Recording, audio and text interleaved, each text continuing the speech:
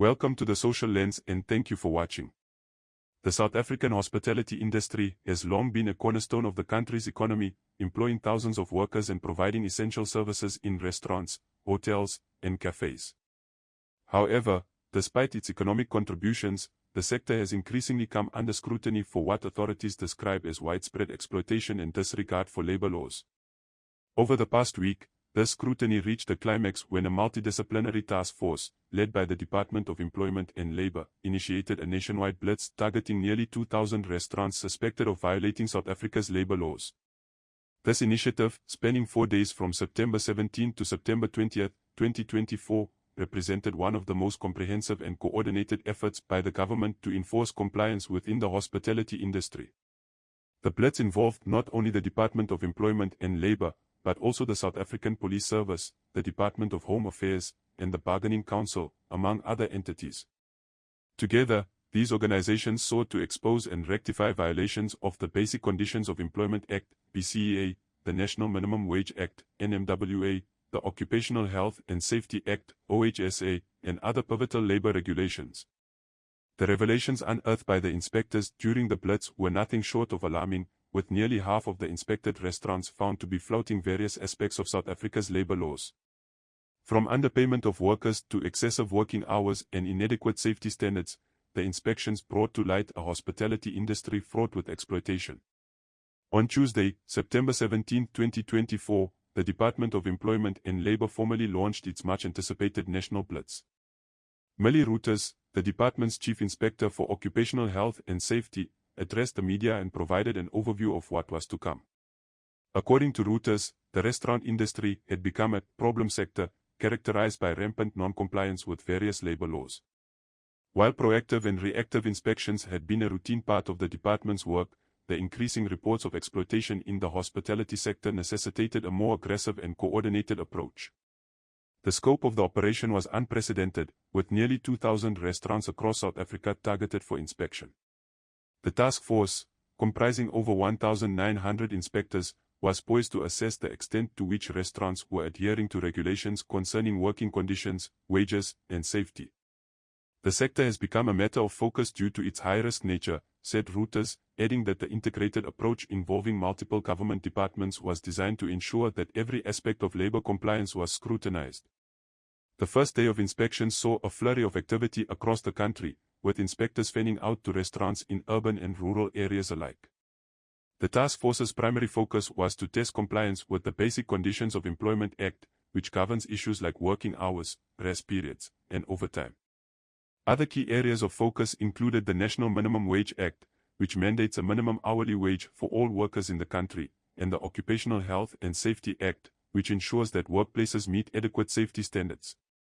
Preliminary reports indicated that a significant number of restaurants were failing to comply with these basic requirements. Inspectors noted instances where workers were made to work up to 15 hours a day without the legally mandated breaks, in direct violation of the BCEA. In many cases, workers reported that they had no written contracts, leaving them vulnerable to arbitrary changes in their working conditions and wages. At one prominent restaurant in Johannesburg, inspectors discovered that workers were being paid far below the national minimum wage. We found that some workers were receiving as little as 150 rands per shift, said one inspector, highlighting a flagrant disregard for the law. The legal minimum wage for the 2024/2025 financial year was 27.58 rands per hour, meaning that the workers at this establishment were being shortchanged by hundreds, if not thousands, of rands each month. By the second day of the blitz, reports of egregious violations began to emerge from some of the country's most well-known establishments. 2 restaurants in particular, Babel Restaurant and Ocean Basket, both located in the upscale mainland area, were found to owe workers more than 1.3 million rand in unpaid wages.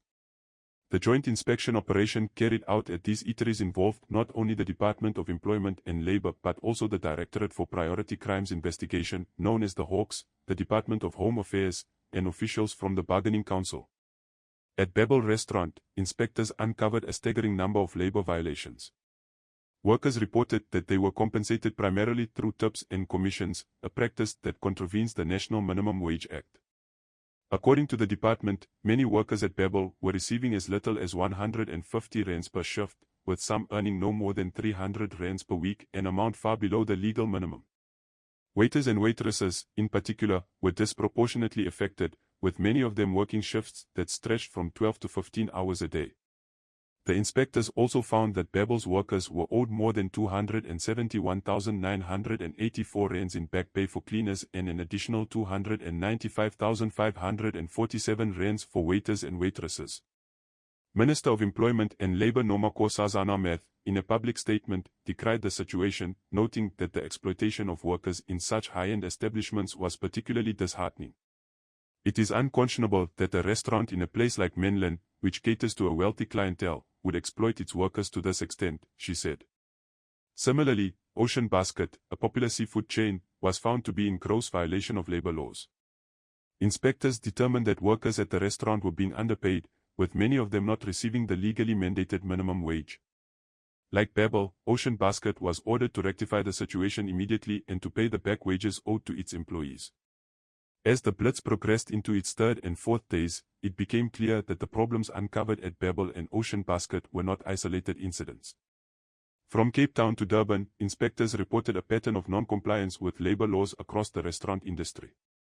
While the scale of violations varied from restaurant to restaurant, the underlying issues remained the same: underpayment of workers, excessive working hours, and unsafe working conditions. One particularly troubling case emerged from a small restaurant in Port Elizabeth, where inspectors found that workers were being paid in food vouchers instead of wages. This is a modern-day form of indentured servitude, said one labor law expert involved in the inspection. The workers, many of whom were undocumented immigrants, had no legal recourse and were entirely dependent on their employer for both sustenance and housing. The Department of Home Affairs also became involved in the case, as many of the workers were found to be in the country illegally, having been trafficked into South Africa with false promises of employment. The fourth and final day of the Blitz saw a focus on compliance with the Occupational Health and Safety Act. In many restaurants, particularly smaller, family-owned establishments, inspectors found that basic safety protocols were not being followed. In one Cape Town eatery, for example, the kitchen was found to be in such poor condition that it posed a significant health hazard to both workers and customers. Grease-covered floors, malfunctioning stoves, and inadequate ventilation are just some of the issues we encountered, said an inspector. These conditions not only violated the OHSA but also posed a serious threat to public health. While the findings are alarming, they also represent an important step toward rectifying these injustices and holding employers accountable for their actions. As the restaurant industry grapples with the fallout from the Blitz, it is clear that systemic change is needed. Employers must be made to understand that compliance with labor laws is not optional, and workers must be empowered to speak out against exploitation. In the weeks and months ahead, it will be up to the Department of Employment and Labour, along with other government agencies, to ensure that the progress made during this Blitz is sustained and that South Africa's workers are afforded the protections to which they are entitled. The road ahead is long, but the hope is that this Blitz marks the beginning of a new era of accountability and fairness in South Africa's hospitality industry. If you found this video informative, please click the like button and consider subscribing to the channel for more videos. Until next time.